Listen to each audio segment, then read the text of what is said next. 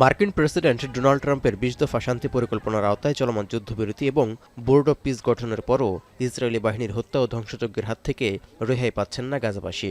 এতে প্রাণহানি ছাড়িয়েছে ৭১,৮০০। এর মধ্যে ১০ অক্টোবর শুরু হওয়া যুদ্ধবিরতির মধ্যেই ৫৫০ জনের বেশি ফিলিস্তিনি হত্যা করেছে নেতানিয়াহুর সেনারা।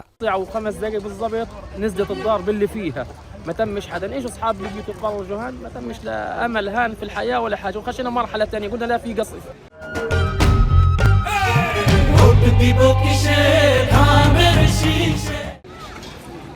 দ্বিতীয় ধাপের যুদ্ধবিরতির মধ্যেও ইসরায়েলি হামলায় প্রাণহানি বাড়ার পাশাপাশি প্রকট হচ্ছে মানবিক সংকটও।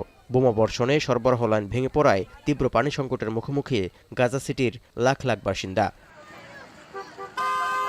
বিশ্বব্যাংক, ইউরোপীয় ইউনিয়ন এবং জাতিসংঘের যৌথ প্রতিবেদনের তথ্য বলছে, ইসরায়েলি বোমা বর্ষণের ফলে গাজার পরিবহন অবকাঠামোয় আনুমানিক ক্ষতির পরিমাণ দাঁড়িয়েছে $২৫০ কোটি মার্কিন ডলার। প্রায় ৮১% সড়ক নেটওয়ার্ক ক্ষতিগ্রস্ত বা ধ্বংস হয়ে যাওয়ায় অনেক এলাকা বিচ্ছিন্ন হয়ে পড়েছে। এই অবস্থায় যানবাহন চলাচল যেমন নিরাপদ নয়, তেমনি ধ্বংসস্তূপের মাঝে পায়ে হেঁটে চলাচলও বিপজ্জনক বলে জানিয়েছে সংস্থাগুলো।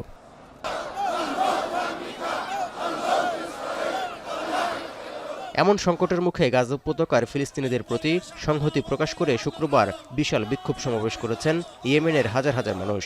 এ সময় যুদ্ধবিরতির মধ্যেও ইসরায়েলি আগ্রাসনের তীব্র প্রতিবাদ জানিয়েছেন তারা। এমন পরিস্থিতির মধ্যেই আগামী ১৯ ফেব্রুয়ারি ওয়াশিংটনে গাজা বোর্ড অব পিসের বৈঠক পরিকল্পনা করেছে হোয়াইট হাউস। নাম প্রকাশে অনিচ্ছুক এক মার্কিন কর্মকর্তা এবং বোর্ডে থাকা ৪ দেশের কূটনীতিকের বরাত দিয়ে এমন খবর প্রকাশ করেছে এক্সিওস, যেখানে গাজা পুনর্গঠনের জন্য একটি তহবিল সংগ্রহের এজেন্ডা আছে মার্কিন প্রেসিডেন্ট ডোনাল্ড ট্রাম্পের।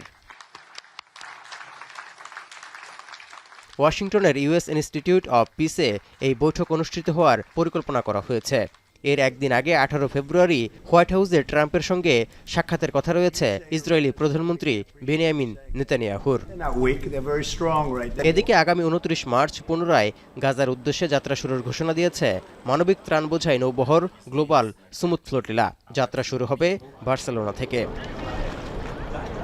তৌহিদুর রহমান, এখন বিশ্ব।